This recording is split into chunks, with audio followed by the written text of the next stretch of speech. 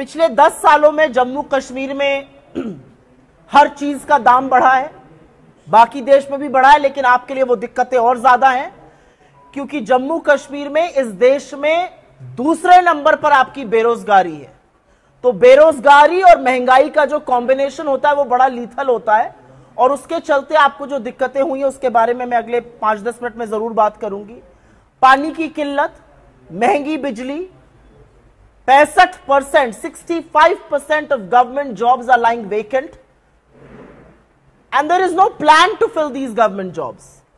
बेरोजगारी सबको पता है और उसके बाद 65% गवर्नमेंट जॉब्स खाली क्यों है, इसका जवाब तो सिर्फ एलजी और उनके दिल्ली में बैठे हुए आका दे सकते हैं। क्या चीजें सुधर गई उसके बारे में भी हम चर्चा करेंगे। बड़े बड़े दावे किए गए थे शांति के, अमन के, चैन के।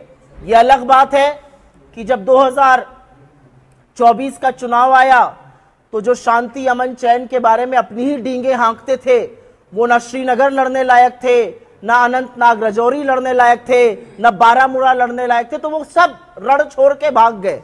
The reality is that all of these people who were speaking about peace in the valley and in Jammu, they did not have the face to contest an election in Anantnag, Rajouri or Srinagar or Baramulla for that matter.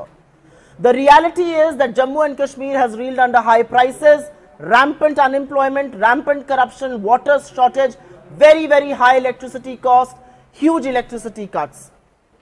Even the private sector, if you look at the job creation by the private sector and the value addition, it is lower than levels of 2019. 2019 में private sector यहां पर निवेश ज्यादा कर रहा था और value addition ज्यादा कर रहा था। आज 65% सरकारी नौकरियां भी खाली हैं और प्राइवेट सेक्टर का निवेश और प्राइवेट सेक्टर का वैल्यू एडिशन भी निरंतर गिरता गया, आज 2019 के लेवल से नीचे है। स्कैम, ऐसा कौन सा सेक्टर है जिसमें स्कैम नहीं हुआ है? Mining scam, liquor scam, construction, contract, हर चीज में स्कैम हुआ है। और हर चीज में स्कैम का सबसे बड़ा पहलू यह है कि आपके हक को लेकर दूसरे के हक को दे दिया गया है। सबसे बड़ा पहलू यह है कि कॉन्ट्रैक्ट्स में यहां के लोगों का जो भागीदारी है, the participation of people in government contracts, the participation of people in mining, in liquor, in all of those things has gone down. और असलियत यह है कि अनएम्प्लॉयमेंट पे मैं बात शुरू करती हूं, ज्यादा डिटेल में अब बात करेंगे। अनएम्प्लॉयमेंट में, और ये मेरा आंकड़ा नहीं है, ये सरकारी आंकड़ा है, गवर्नमेंट ऑफ इंडिया का आंकड़ा है।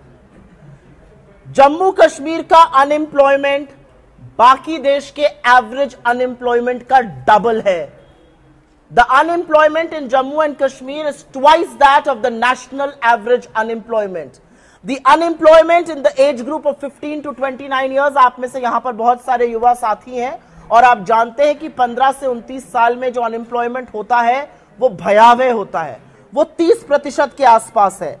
महिलाओं का unemployment, I see some women sitting here, there are 2 of us here on the stage, forget about 28.6% for youth, 48.6%, almost 50% unemployment for young women who should be with jobs. 65% government पद जो मैंने आपको कहा वो खाली पड़े हुए हैं। 60,000 डेली वेज अर्नर्स आज भी 15 साल से 300 रुपए दिन का कमा रहे हैं और वो पब्लिक हेल्थ डिपार्टमेंट में, इंजीनियरिंग में है, वो पावर डेवलपमेंट में है, वो क्रूशल चीजों में है और ये संविदा कॉन्ट्रैक्ट की उनकी नौकरी चलती जा रही है। जम्मू कश्मीर में पिछले 5 साल में करीब करीब 12,000 डोमिसाइल सर्टिफिकेट्स दिए गए और ये 12,000 डोमिसाइल सर्टिफिकेट देकर आपकी जो अपॉर्चुनिटीज थी वो किसी और को दे दी गई। जो नौकरी, जो कॉन्ट्रैक्ट्स आपको मिलने चाहिए थे, यहां के लोगों को मिलने चाहिए थे, ये इंश्योर किया गया कि वो किसी और को मिले। ये 12,000 लोग जिनको होम डोमिसाइल यहां की दी गई, वो कौन लोग हैं? करप्शन की बात करते हैं क्योंकि करप्शन की बात करनी जरूरी है। जैसा कि मैंने कहा, माइनिंग, लिकर, कंस्ट्रक्शन, और करप्शन के चार्जेस हमने नहीं लगाए हैं। करप्शन के चार्जेस यहां के पूर्व गवर्नर, जिनको इन्होंने अपॉइंट किया था बीजेपी ने, सत्यपाल मलिक ने करप्शन के चार्जेस लगाए और करप्शन के चार्जेस लगाने का उनको इनाम यह मिला कि उनके घर पर आज भी रेड होती है। यही नहीं, अशोक कुमार परमार जो रिटायर्ड आईएएस है, उन्होंने करप्शन के रैम्पेंट चार्जेस लगाए रिक्रूटमेंट स्कैम्स में, जल जीवन मिशन में, और उनके ऊपर भी रेड होती है। और उन्होंने तो सीबीआई इंक्वायरी की भी मांग करी थी, जो अभी तक नहीं